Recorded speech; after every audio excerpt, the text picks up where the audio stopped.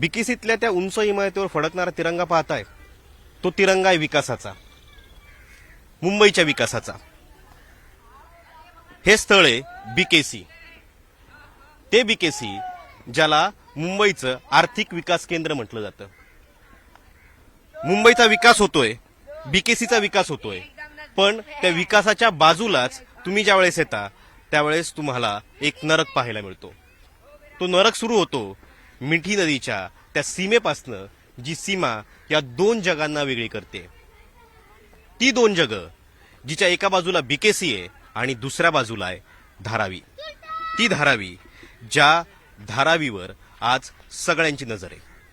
राजकारण्यांची नजर आहे, उद्योगपतींची नजर आहे, बिल्डरांची नजर आहे आणि नजर आहे त्या लोकांची की ज्यांना या मातीची किंमत माहिती आहे. या मातीची, या जागेची किंमत ही सोन्याहूनही जास्त आहे, पण इथल्या माणसांची किंमत ही मातीपेक्षाही कमी आहे. मी असं का म्हणतोय त्याला अनेक कारण आहे. मी आता धारावीत फिरलो. धारावीत फिरल्यानंतर जे वास्तव तुम्हाला दिसतं ना, ते वास्तव इतकं भयान आहे की माणसाला जगण्यासाठी ज्या बेसिक गोष्टी लागतात, अन्न, वस्त्र, आरोग्य आणि शिक्षण, त्या बेसिक सुविधा सुद्धा इथं पूर्ण होत नाहीत. पाण्याचे पाईप गटारातनं गेलेले आहेत, वायरिंगचं जाळं पसरलेलं आहे, 10 बाय 10च्या खोल्या आहेत. या मिठी नदीचं ज्यावेळेस पाणी भरतं ते पाणी घरात घुसतं. मच्छरांचं साम्राज्य आहे. उंदीर प्रत्येक तुम्हाला गल्ली गल्लीत पाहायला मिळतील आणि आरोग्याच्या ना सुविधा आहे ना कसलं काही आहे. मुलांचं शिक्षण वाऱ्यावर आहे आणि भविष्य वाऱ्यावर आहे. एका बाजूला ज्यावेळेस आपण बीकेसी पाहतो त्यावेळेस इथून बुलेट ट्रेन जाणार आहे, एक कनेक्टिव्हिटी होणार आहे, मेट्रो लाईन तिथं आहे, सगळ्या गोष्टी आहे. राजकारण सुरू आहे, बीएमसीच्या निवडणुका आहेत, पण या निवडणुकांमध्ये धारावी कुठं आहे? धारावी आहे फक्त राजकारणामध्ये, धारावी आहे फक्त या जागेच्या भावामध्ये, धारावी आहे रिडेव्हलपमेंटच्या प्रश्नामध्ये, आणि धारावी आहे मराठी माणूस विरुद्ध उत्तर भारतीय यांची जी सरमिसळ ज्या भागात होते त्या धारावीमध्ये. धारावीचा मुद्दा मराठीचा नाहीये. मराठी माणूस मुंबईत राहायला पाहिजे, मुंबईत टिकला पाहिजे, सगळं झालं पाहिजे. मी एका मराठी कुटुंबाला भेटलो जे लातूरचं आहे, जे धारावीत राहतं, पण ज्यावेळेस ते लातूरला जातं त्यावेळेस त्यांना सगळ्या सुविधा मिळतात, पण इथे मात्र त्यांना मिळत नाही. पण त्यांना इथे काय यायला लागतंय? त्यांना यायला याच्यासाठी लागतंय कारण इथं पोट आहे.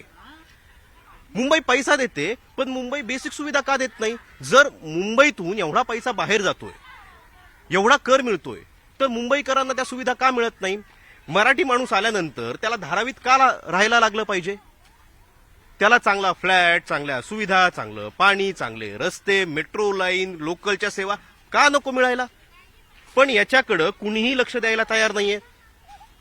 मराठी माणूस मुंबईत टिकला पाहिजे, मराठी माणूस मोठा झाला पाहिजे, मुंबईचा महापौर मराठी होणार की अमराठी, तर मराठीच झाला पाहिजे. पण हे सगळं होत असताना मुंबई माझी आहे, मुंबई महाराष्ट्राची आहे, आणि त्या मुंबईच्या प्रत्येक जागेची किंमत ही माझ्यासाठी महत्वाची आहे, हे आपण लक्षात घेतलं पाहिजे. या बीकेसीतल्या जागा कुणाला गेल्यात? या बीकेसीतल्या जागा मराठी माणसाला नाही गेल्यात. या बीकेसीतल्या जागा सगळीकडे बाहेर गेल्यात. पण ज्यावेळेस आपण धारावीत येतो तिथं उत्तर भारतीय विरुद्ध मराठी मुद्दा तयार होऊन जातो.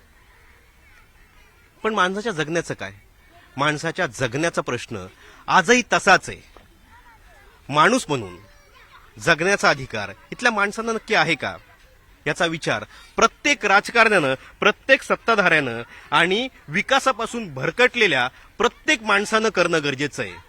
जात, पात, धर्म, पंथ हे सोडून एक माणूस म्हणून जगण्याचा अधिकार धारावीतल्या प्रत्येक माणसाला आहे, आणि ते जगणं देण्याचं काम इथल्या सत्ताधाऱ्यांचं आहे आणि वोट बँकवर नजर ठेवणाऱ्या प्रत्येक नेत्याचं आणि पक्षाचं आहे.